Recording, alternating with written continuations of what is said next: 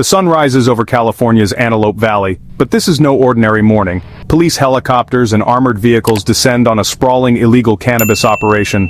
Officers from multiple agencies move in, uncovering miles of hidden greenhouses, a city of illicit plants.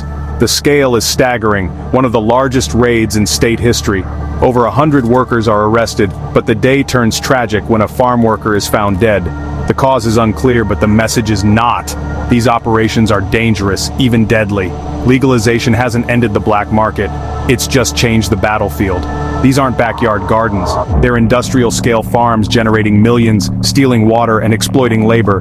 Videos show endless rows of plants being cut down, workers in handcuffs, fear etched on their faces. This isn't just about crime, it's about people caught in a web of poverty, immigration, and organized crime. The worker's death becomes a symbol of the high price paid by the most vulnerable. The raid forces a hard look at who profits from California's green rush, and who pays the ultimate cost. Even with legalization, the black market thrives, hidden in plain sight. These raids reveal the human toll behind the headlines. The tragedy in Antelope Valley is a wake-up call. The cannabis boom has a dark side.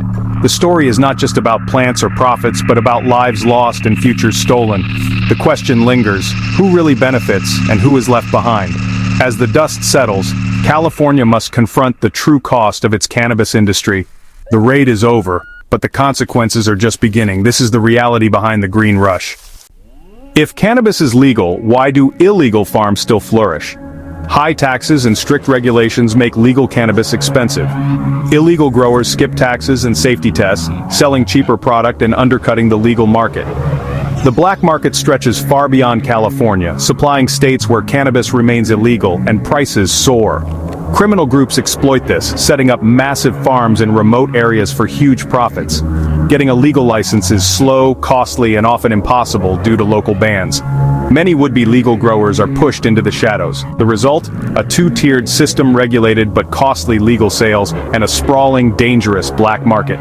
The illegal market siphons customers, avoids taxes, and undermines the promise of legalization. The Antelope Valley raid exposed just how vast and entrenched this shadow economy has become. Law enforcement is fighting a powerful, well-funded adversary. The black market is not going away anytime soon. The workers arrested in these raids are often the most desperate and exploited. Many are migrants, lured by promises of good pay but trapped in harsh, isolated camps. Living in tents or trailers without basic amenities, they work grueling hours under armed supervision. Wages are often withheld, making escape nearly impossible. These are modern-day indentured servants, risking everything for a chance at survival. Violence and exposure to toxic chemicals are constant threats. The worker who died in Antelope Valley is a tragic example of this exploitation. When raids happen, it's the workers who are arrested and charged, while the real organizers vanish.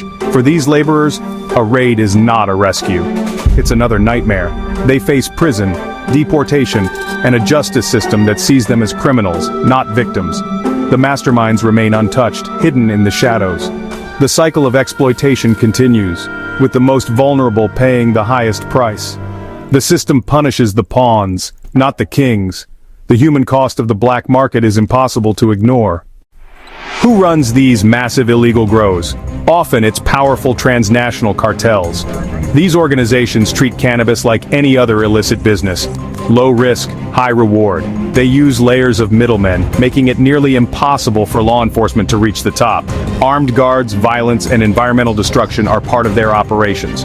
Cartels steal millions of gallons of water, leaving scars on the land and harming local communities. Arresting workers is like trimming leaves. The roots of the problem remain. Law enforcement has traced money and drugs back to cartel leaders, but the bosses stay insulated. The Antelope Valley raid was a blow, but as long as profits remain, the cartels will adapt. The fight is far from over. After the raid, the land is poisoned and the cleanup costs millions. Workers face legal battles, language barriers, and the threat of deportation. Most are prosecuted as criminals, while the true masterminds escape justice. The system catches the pawns, not the kings. Activists argue for a shift, treat workers as witnesses, not criminals. Supporting victims could help law enforcement target the real leaders. Real justice means dismantling criminal networks, not punishing the exploited. The cycle of raids and arrests does little to change the underlying system. The question remains, who is justice really serving? The answer is far from clear. The Antelope Valley raid exposes a broken system. Legalization was meant to end the black market, but it's thriving. Legal businesses struggle, while criminal groups exploit the gaps.